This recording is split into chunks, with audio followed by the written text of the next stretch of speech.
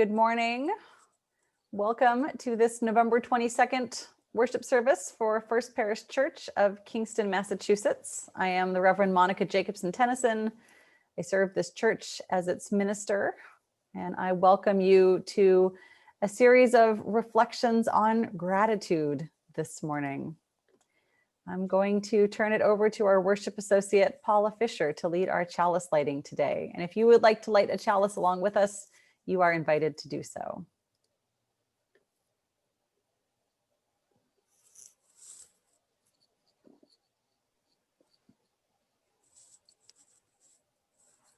For what shall we give thanks? Adapted from the words of Reverend Laura Horton Ludwig.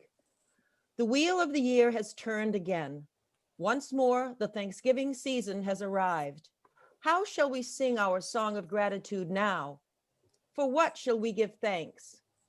For this moment, for friends near and far, for our breath, for love, for courage and clarity, for strength, for delight, for laughter, for beauty, for the food we enjoy, seasoned with love and memory, for the sun and moon and stars in the sky, for the trees we have seen so much and still stand proud, stretching themselves to the sky, for the bright voices of children, for the wisdom of elders, for actions that bless the world, for hard work that makes a difference, for music and art and celebration, for generosity, for compassion, for endurance, for joy, for hope.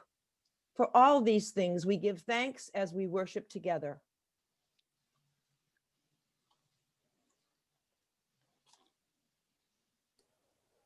Thank you, Paula.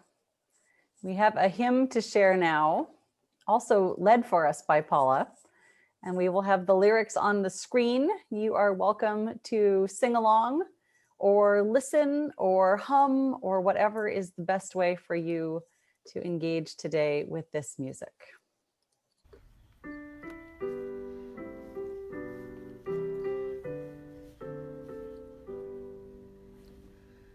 Give thanks for the corn and the wheat that are reaped, for labor well done, and for barns that are heaped, for the sun and the dew and the sweet honeycomb, for the rose and the song and the harvest brought home. Give thanks for the mills and the farms of our land, for craft and the strength in the work of our hands, for the beauty our artists and poets have wrought, for the hope and affection our friendships have brought. Give thanks for the homes with that kindness are blessed, for seasons of plenty and well-deserved rest, for our country extending from sea unto sea, for ways that have made it a land for the free.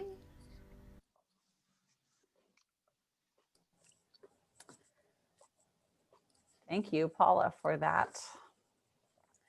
I am going to pass it over now to our Director of Family Ministry, Jen Shattuck, for our Time for All Ages. Good morning, everybody. Nice to see you. This morning, we are sharing reflections of gratitude, and I wanted to lift up today a reflection from David Steindl-Rast, who is a Benedictine monk who also studies Zen Buddhism and whose work has really centered around what he calls gratefulness and what it means to be awake every moment to the possibility that there is something to be grateful for. He says that there is not every moment something to be grateful for, but there is the possibility of that. We do not need to be grateful for everything that happens to us, but that possibility is there. And he has written a video reflection that many people are using as part of their gratitude practice every day. It's quite beautiful, and I wanted to take the opportunity to share it with you. Monica has it, I believe.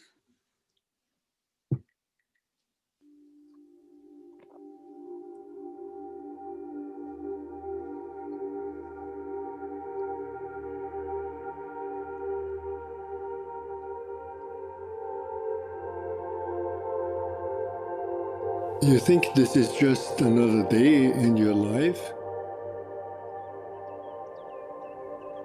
It's not just another day. It's the one day that is given to you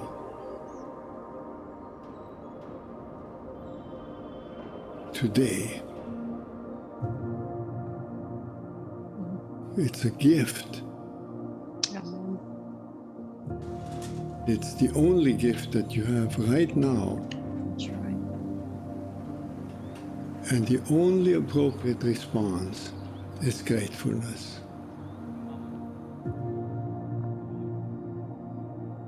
If you learn to respond as if it were the first day in your life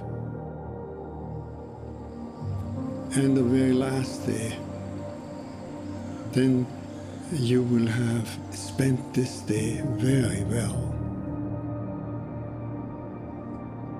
Begin by opening your eyes and be surprised that you have eyes you can open.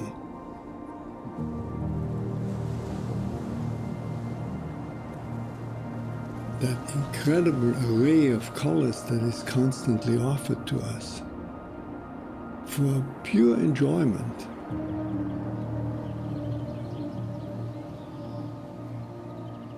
Look at the sky. We so rarely look at the sky.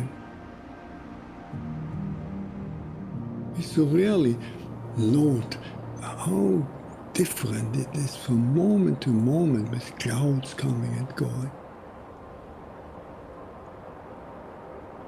Open your eyes, look at that. At the faces of people whom you meet.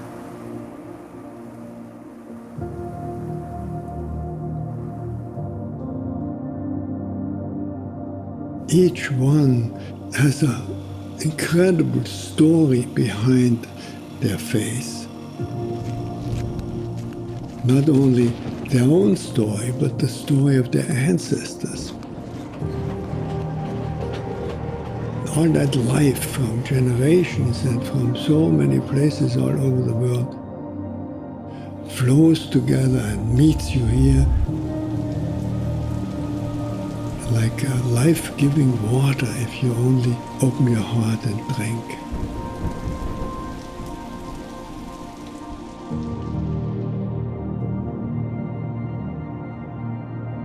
Open your heart to the incredible gifts that civilization gives to us. You flip a switch and there is electric light. Turn a faucet and there is warm water and cold water and drinkable water. A gift that millions and millions in the world will never experience. And so I wish you that you will open your heart to all these blessings and let them flow through you. That everyone whom you will meet on this day will be blessed by you, just by your presence.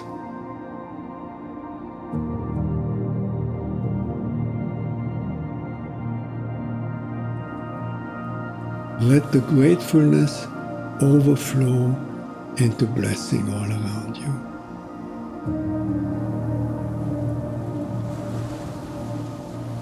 then it will really be a good day.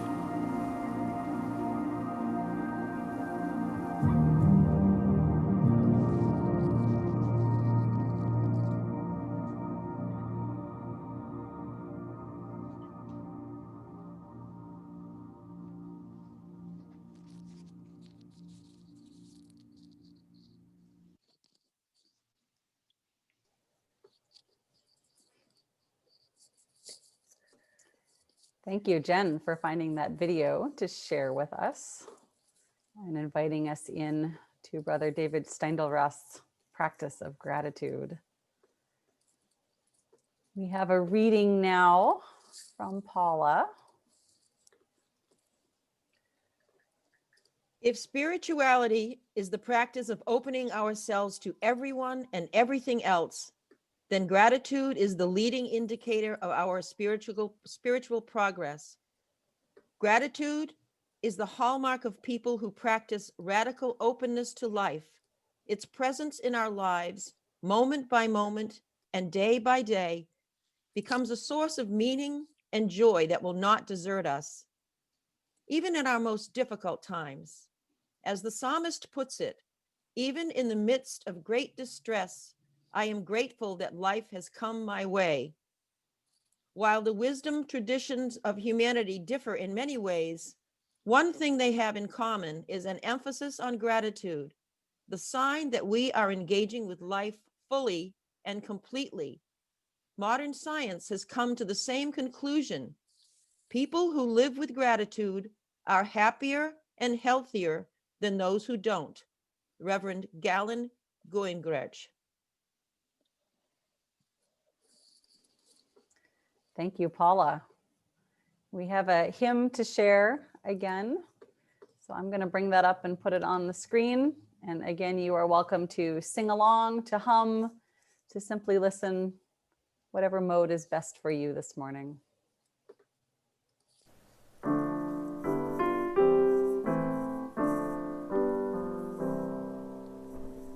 Thanks be for these life's holy times, moments of grief, days of delight, triumph and failure intertwine, shaping our vision of the right.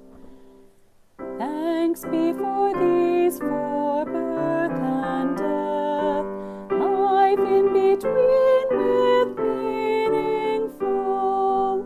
Holy becomes the quickened breath. We celebrate life's interval.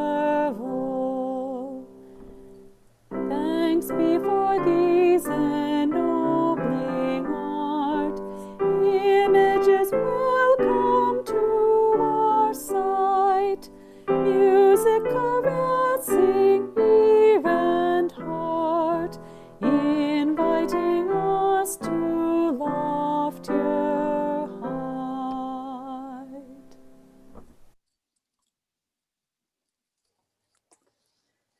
We now have a few reflections on gratitude from Tom Agello and from Jane Ford. Anne McLennan was not able to be on, unfortunately, so we won't get to hear from her today. Hopefully we can hear from her at another time. I'm going to pass it over to Tom to share his reflection. Thank you. Gratitude, it's such a rich theme. It bounces around in my head and in my heart with thoughts and feelings that don't always sort of go together in real life. There isn't like a through line for me with gratitude where, you know, there's a thing you have to be grateful for or that you always are. It sort of seems random sometimes. So is gratitude not real? You know, we kind of have to make it up, right? It's you don't see it and touch it. Gratitude, you always have to identify it and sort of define it for yourself. It's something we've all experienced as a giver and as a receiver. At some time in our lives, even when we aren't directly aware of it, we've known gratitude. And I guess it's reflected. You can see the reflection of gratitude in each of our senses. You can see gratitude in the eyes of family members, when they're sick and you bring them some food uh, or something to drink. We can hear gratitude in a coworker's voice at work, for example, when we help them fix something important. Or I can feel gratitude when I can feel it in the air when I'm at a counter in a store and a clerk takes care of a problem for me, usually something I caused. Gratitude rushes across my taste buds with every bite when I'm really hungry. A smell can bring gratitude, like a smell of flowers or perfume or cooking, or like modeling clay or something can conjure a deep memory that brings waves of gratitude, for hours sometimes. Today I can think of a lot of ways with the pandemic in my current life that doesn't bring gratitude. It brings things I don't want, separation and isolation and inactivity, disruptions, financial worry, political strife, problems with relationships, and on and on.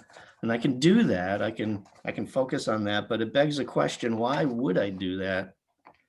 Apart from catharsis that we all need to, when something seems difficult, to talk about that, but I don't see how it helps to really try to go there. So where do I go? I can say I felt gratitude just for gratitude. I've practiced it through guided meditations and daily reflections. And it takes something like that, I think, because the world keeps telling us that something's always wrong, wrong with us or wrong with them or wrong with it. And I'm a good Unitarian. I should be aware of things that are wrong that need to be righted, for sure. But that also means I have to try to focus on what's right sometimes, so I know the difference and I can balance my emotions. I think it's the residue of practicing gratitude that we can hope for. The residue of practicing gratitude is better appreciation of goodness, a deeper understanding of this amazing world that we live in and move through. And I think it leaves us a truer love for the people around us.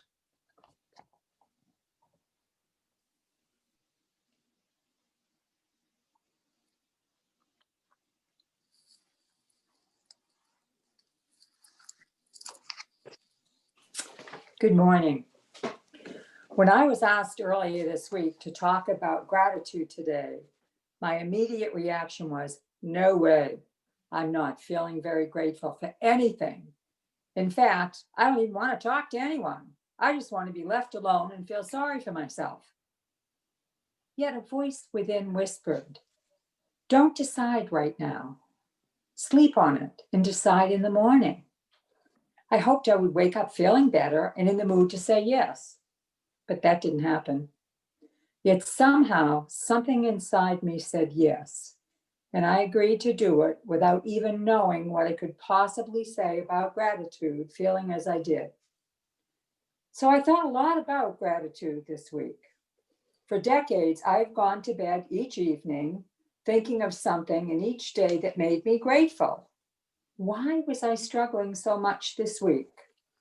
And then I looked at the calendar and realized that Thanksgiving was coming. And I kept thinking back to that Thanksgiving week in 2011. My husband, Sandy, had always loved having the whole family come for a traditional turkey dinner and spend the day together. But that year, Sandy was in hospice at home. He still wanted everyone to come, and so my family worked with me to prepare all the traditional foods, decorate the house, set the table. I got up early that morning for final preparations and found that Sandy couldn't get out of bed for the first time. I'm so tired, he said. I don't think I can do this today, but I don't want to disappoint everyone. So I called both my children, and my son suggested that we go on with the day. People would come for dinner, and he would stay in the bedroom with his dad, eat dinner with him, and if Sandy felt like it, let folks come in individually to visit with him for a few minutes. Sandy said that might work, and it did. Thanksgiving dinner was the last meal he ate, and the last time he saw so many people he loved. The next morning, he chose to stop taking all of his medications. In the coming days, he slept a great deal and was always happy to see me, his children, and his beloved niece beside him when he awakened. My son and daughter had promised to sing at his funeral. They rehearsed a lot for him. They put the songs on a CD, and for the last few days of his life, Sandy would drift off to sleep listening to them sing. And when they sang at his funeral a few days later, I could strongly feel Sandy's presence, see him smiling with pride as his children sang in church for him. Why am I sharing this experience with you today when we're supposed to be focusing on great gratitude? Because looking back at that week 9 years ago, I am filled with gratitude that we were able to be with Sandy, show him how much we loved him, acknowledge how much he loved us and had given us over the years. Not everyone is blessed with such an opportunity. And as I was writing this, I realized why I had been feeling so down this week. Like all of you, COVID-19 has impacted my life these past 9 months. And as the holidays approach, I had begun thinking of how things would be different this year, not the way I wanted them. At the beginning of last week, Sandy's beloved niece, who always has this fabulous family Christmas party where we get together and see everyone and are surrounded by laughing little kids and babies, that's not going to happen this year because of the dreadful disease. This made me so sad that I just wanted to go to bed and not get up till next year. A rather extreme reaction for one who usually looks at life in a more positive light. And yet, having been asked to speak on the topic of gratitude now seems like a gift to be grateful for, because it forced me to look back on a family time where we shared great love in a time of great sadness. And this is a gift that I am truly grateful for.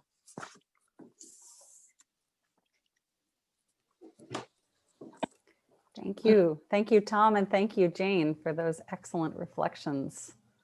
Lots for us to hold on to and contemplate.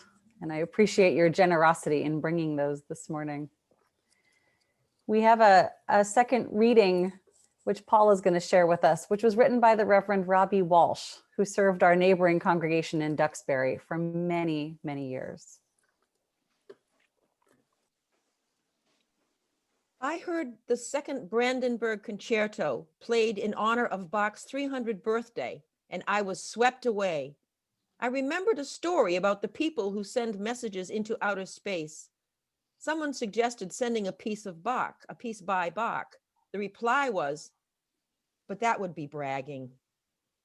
Some say we get what we deserve in life, but I don't believe it. We certainly don't deserve Bach. What have I done to deserve the second Brandenburg Concerto? I have not been kind enough. I have not done enough justice. I have not loved my neighbor or myself sufficiently. I have not praised God enough to have earned a gift like this. Life is a gift we have not earned and for which we cannot pay.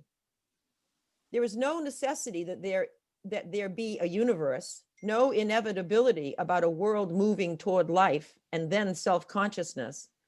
There might have been nothing at all. Since we have not earned Bach or crocuses or lovers, the best we can do is express our gratitude for the undeserved gifts and do our share of the work of creation. Reverend Robert Walsh. Thank you, Paula, for reading those words for us this morning. I want to invite you all into sharing your own gratitudes. You may have seen a piece in the New York Times a few days ago talking about the tradition of 6-word stories and 6-word memoirs, and now inviting folks to write 6-word gratitudes for this Thanksgiving. And if you are particularly pleased with what you come up with, you can even submit it to the New York Times to be shared. The tradition of 6-word stories came from a challenge once issued to Ernest Hemingway and was expanded upon by a magazine editor named Larry Smith. Smith says, the constraint of the 6-word form helps us get to the essence of what matters most.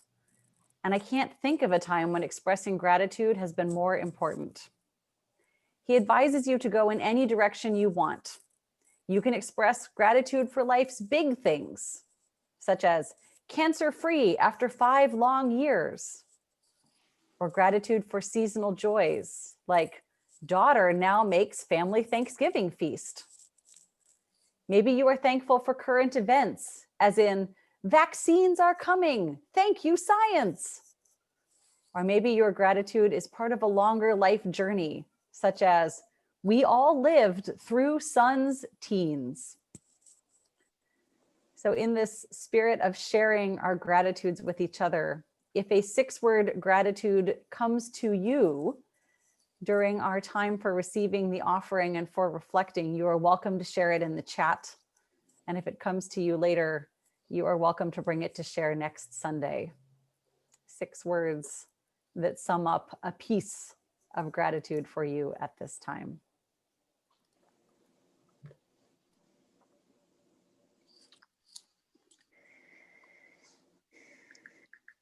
At this time in our service, we pause to receive an offering. You can give via the link in the chat box or by mailing your check to the church office. This week, we reflect on these words from the Reverend Eric Walker Wickstrom. It is said, the Lord loves a cheerful giver, yet we'll all accept from a grouch as well. As we prepare to give this morning's offering, may each of us look into not just our wallets or our checkbooks to see how much we have with us. Let us also look into our hearts and see what is available there. How much love, how much generosity, how much faith, how much gratitude, how much hope, and let us take our offering from that account.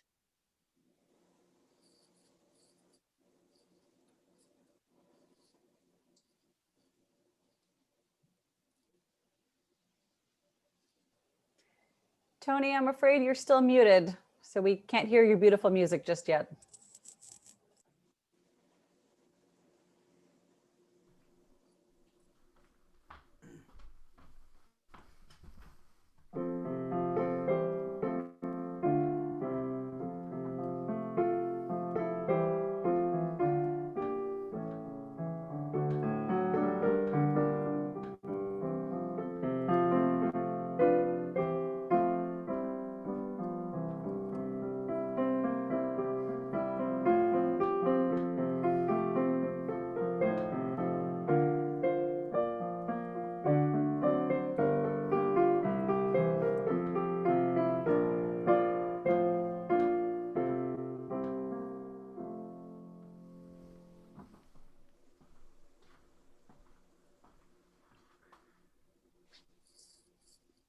For the gifts which we have received and the gifts which we ourselves are, may we be truly grateful.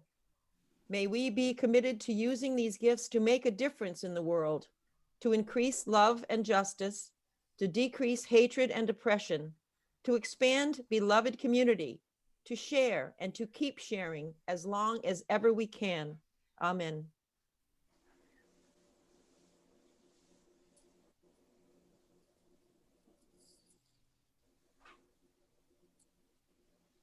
We are coming to the close of our recorded service. So if you have a chalice handy you would like to extinguish with the words Paula is about to share it with us, you are invited to do so. And then please stay on, because after we stop the recording, we will have a chance to share joys and sorrows amongst this community. We close our service with these words from the Reverend Charles Howe. May we go forth from this place, thankful for the life that sustains us and renews us, and open to the grace that surrounds and surprises us. May we go forth from this place with openness and with thanksgiving.